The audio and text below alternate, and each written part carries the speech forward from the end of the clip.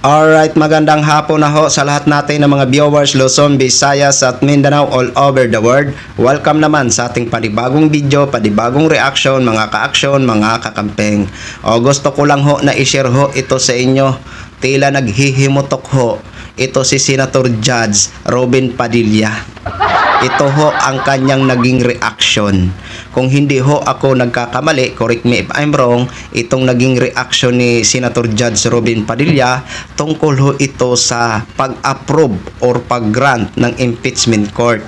Kasi nga ho, kahapon nag-request ho ang House Prosecution na ipasubpina ho ang bank records, tax records, AMLAC reports kaugnay sa kay Vice President Sara Duterte. So ito ho, hindi yata matanggap nitong Senator Judge na ito at ito na lang ho ang kanyang naging reaction. Eto mga ka-aksyon, mga kakampeng, panoorin at pakinggan ho muna natin ito. Pangulo at mga kasama, matagal ko na pong isinusulong ang freedom of information dahil ito po ay bumagsak sa aking komite. Ito po ay tunay na kailangan natin sapagkat dito po talaga natin mapapatunayan yung sinasabi nating public trust. Pero meron din po kasing napakahalaga yung tinatawag na equal protection of the laws. Sang-ayon po sa Artikulo 3, Section 1 ng ating Konstitusyon, Bill of Rights, ang nagsasabing hindi dapat alisan ng buhay, kalayaan o ari-arian ng sinumang tao ng hindi kaparaanan ng batas.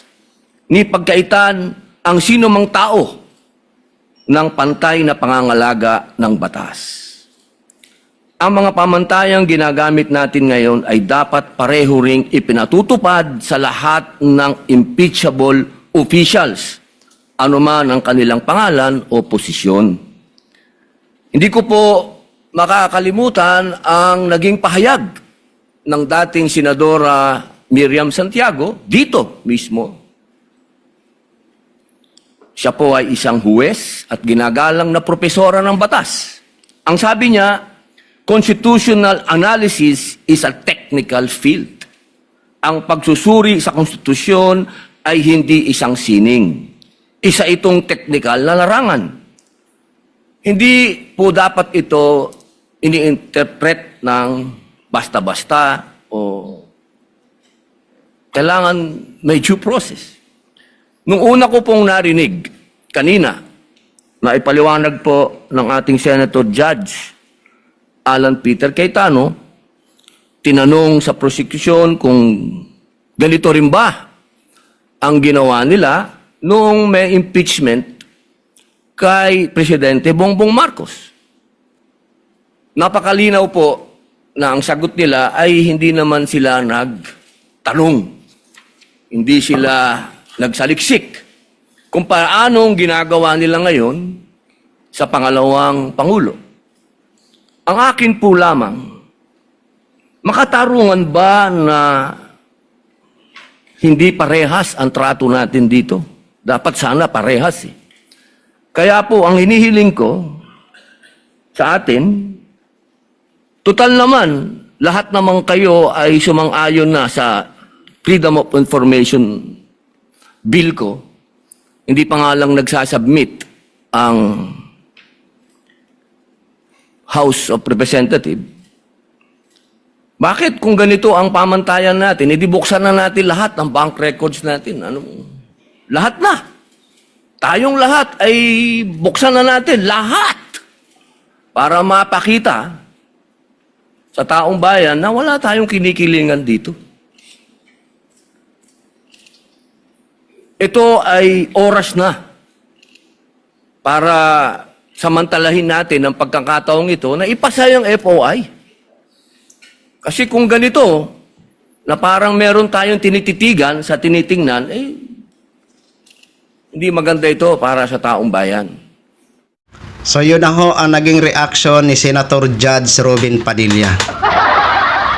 Tanong ko ho sa inyo mga ka-aksyon, mga kakamping. Di ba ang pagkakaalam natin, Senator Judge ito, si Robin Padilla? Bakit para bang naging defense team na siya ni Vice President Sara Duterte?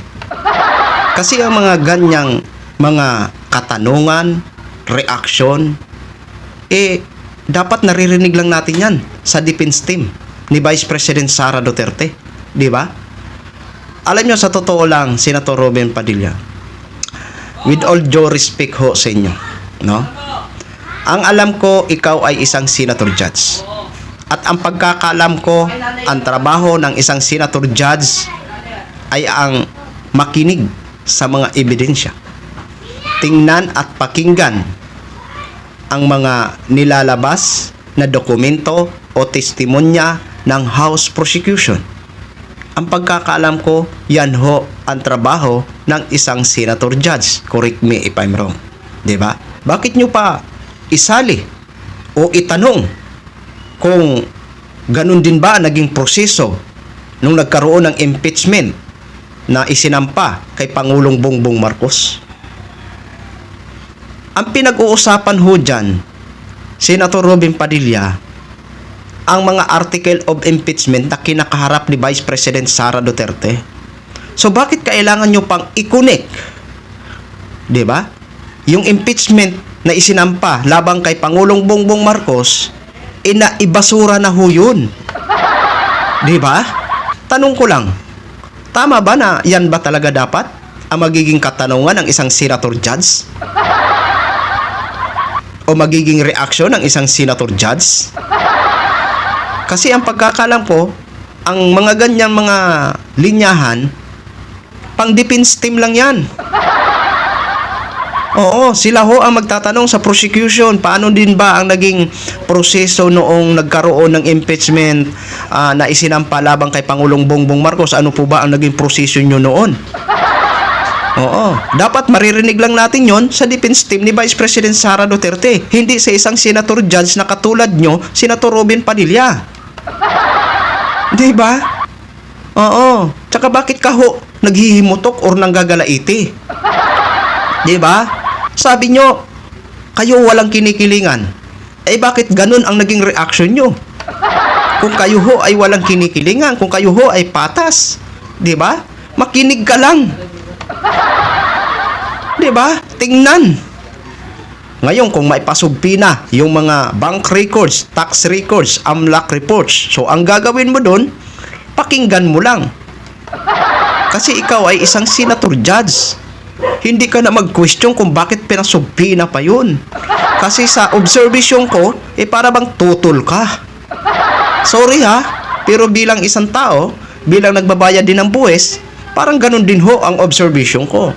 At ito din po ang magiging reaction ko. Kasi ikaw ho ay isang senator judge na dapat lamang ay makinig sa mga ebidensya, tingnan at pakinggan ang mga nilalabas ng mga dokumento o testimonya ng House Prosecution. Di ba? Kayo mga ka-action, mga kakamping, hindi ba kayo mapapatanong sa sarili nyo? Tika muna, tanong lang natin. Naging defense team na ba ito si Senator Judge Robin Padilla ni Vice President Sara Duterte? Yan ho ang tanong natin. At hindi nyo ho kami masisisi, Senator Judge Robin Padilla.